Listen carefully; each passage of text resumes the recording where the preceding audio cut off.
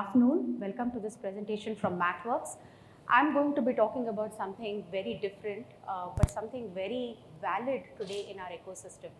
And that's about how software is essentially changing our R&Ds. And we'll take a look at how basically the R&Ds have to change to come in line with the software-defined vehicle, as I call my talk.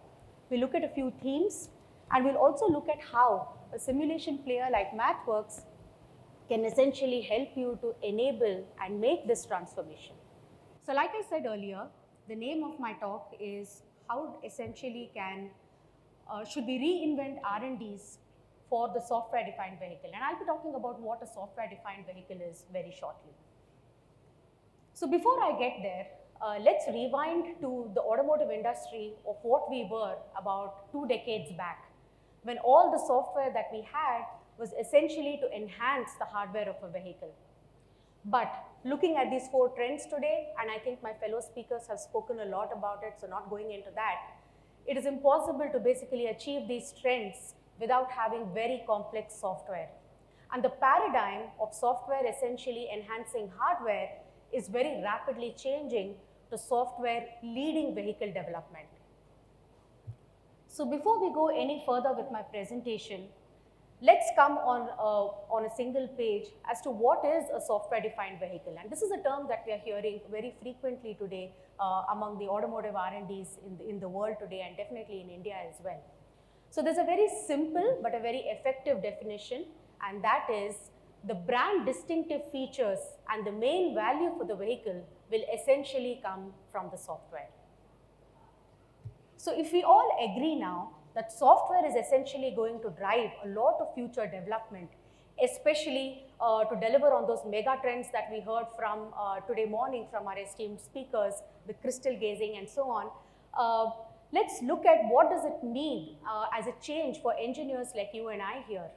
And essentially we thought we'll bring about these changes talking in terms of 5 themes, and let me take you through those themes, let me take you through that story. The first is that of changing architectures. So it's impossible now with the software complexity that we have to go on delivering monolithic ECUs that will sit in a distributed way in a car. We need consolidation. And that's the first theme about changing architectures. Software means data, data means AI. And that's the second theme of my presentation. How AI essentially will become a critical part of many of the workflows that we see in vehicle development.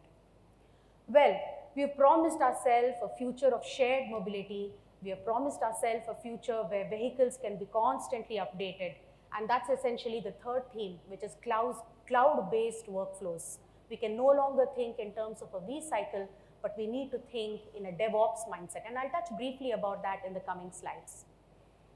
The next trend is essentially coming from a very fundamental way our automotive value chains are changing. OEMs today want to be more and more vertically integrated, thanks to some of the US OEMs that we are seeing, and they want to have more in charge, more control of the software that they develop. And that means as a tier 1, you're not probably going to be delivering a hardware and a software integrated as a black box, but the OEM is going to want to pick hardware, software separately. And as an industry, you and I must learn how to do software sharing, something new that we haven't done before. So that's my fourth theme. How do we do more software sharing? And the last theme, I think people have spoken to that. Complexity is rising, but no one's telling us, hey, take 6 years to develop the car. The times to develop the car are also dramatically dropping. And that's where, as engineers, we need to look at how we can basically get into more virtualization and more specifically here, virtual validation. Now stay with me as I take you through each of these themes, and because I represent MathWorks, I'm going to give you a quick view as to how MathWorks is basically enabling this ecosystem. So the first theme here, I spoke to it. We need complex software. Complex software needs more compute power. And it's not just enough to have compute power. We need to combine this compute power into what we are today calling as vehicle computers or zonal computers. And even that is not enough. We need a new paradigm of architecture where the information exchange on this architecture is not based on signals. It's based on services that is event-oriented. And such an architecture is today called as service-oriented architecture, something that's common in the IT industry, in the medical electronics industry, but we as the automotive fraternity is also looking to it now. So given basically these requirements, we need to have different architectures than what we have known today. And needless to say, engineers have a huge task on their hand. Let me show you very quickly how basically MathWorks solutions are helping. Now MathWorks basically has what we call as model-based design, not getting too much into that, but essentially it means that you can develop software once and deploy it over different targets. So as you can see here, you can deploy it on a legacy ECU as we have known it. You can deploy it on an FPGA. If let's say you're doing a motor control algorithm, you can deploy it on a GPU if you're doing AD algorithms, or the more recent AutoSAR adaptive, DDS, ROS, etc. You can generate C++ code and deploy it there. We are also constantly evolving Simulink, which is our platform product, to help you to basically work with your legacy work onto newer architectures like I spoke before. And needless to say today, even Simulink engineers are asking us, hey, how can I integrate more and more AI into my Simulink algorithms? And we are also able to do that. And if people here, anyone interested, will be happy to go into details offline. So that actually gives me a good segue into the next topic, into the next theme, which is AI. As I said earlier, there's a lot of, the priority of many organizations is how to integrate AI. Now, why do you want to integrate AI? It's actually for many use cases, to develop new products, to improve the efficiency of the current workflows, to basically give a better customer experience. Now, imagine a battery analytics algorithm telling you constantly what's the state of health of your battery. So your range anxiety and the other anxiety you have is so much under control. So various use cases for AI. But as MathWorks and as we are working with organizations, we realize that it's not always easy to actually deploy and monetize AI. And Gartner, according to Gartner in this report, there are mainly 3 reasons: difficulty to fit the AI algorithm into the whole system, lack of skills, basically engineers lacking domain skills to do that, and data scientists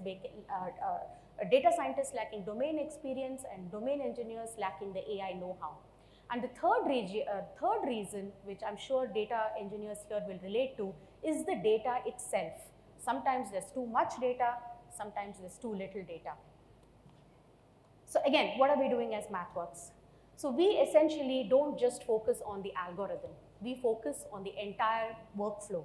And the first step of data preparation, where most of your engineers are struggling with how to connect a sensor data with a database data, how to connect an unstructured with a structured data, how do I synchronize data coming from different time intervals. So we are giving you apps and solutions to lessen that time of the step of data preparation. When it comes to data modeling, we help you with a lot of reference examples, and also examples that you have from the open source community can be very well brought into MATLAB. We help you to put it in a simulation and a test environment. What use is an AI algorithm if you can't put it in a use case, if you can't put it in the domain context and test it? And the last step, but not the least, deployment.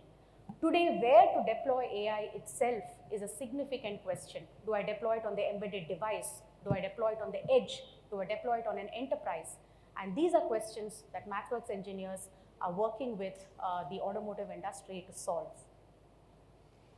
Now let me take you to the next part of the story, which is essentially cloud workflows.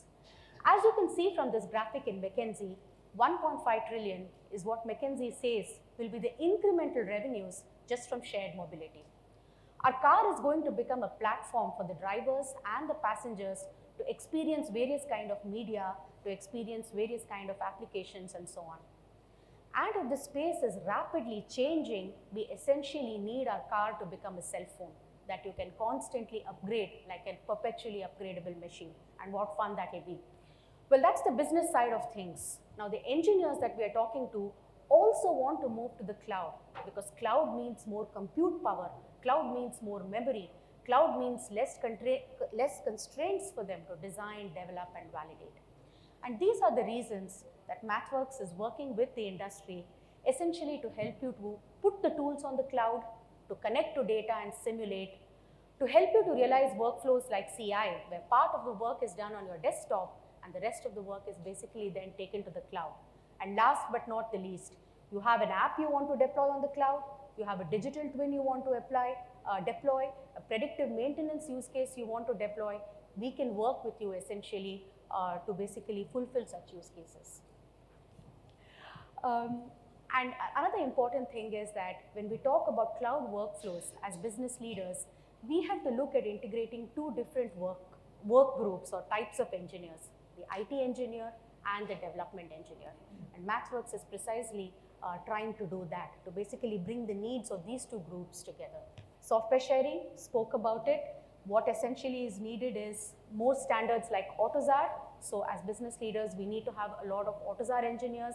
MathWorks investing in that as well. Simulink essentially is an integration platform that can help you to integrate these different pieces of software. Unfortunately, I can't go into details of that. So the next slide is around virtual validation, where the industry is looking at how they can virtualize more. Very quickly at MathWorks, we have 3 levels at the way we look at it, at the system level, at the component level, and at the virtual vehicle level.